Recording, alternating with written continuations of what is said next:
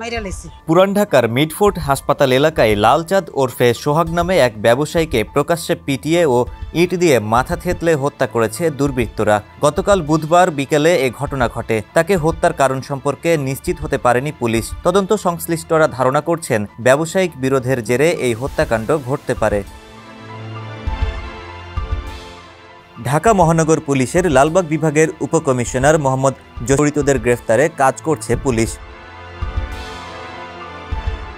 ব্যবসার আধিপত্য নিয়ে মঙ্গলবার রাতে তার গুদামে গিয়ে প্রতিপক্ষ গুলি ছোড়ে।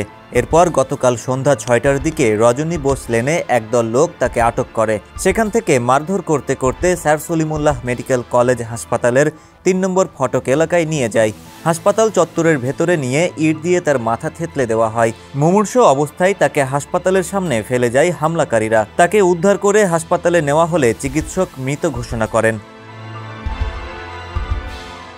পুলিশ ও স্থানীয় সূত্র জানায়, সোহাগ হত্যায় জড়িতদের মধ্যে ছিলেন টিটু, মনির, অপুদাস, মঈন ও পলাশ সহ তাদের সহযোগীরা। এদিকে এই ঘটনায় সেনাবাহিনী সন্দেহভাজন ৫ জনকে আটক করেছে বলে একটি সূত্র থেকে জানা গেছে।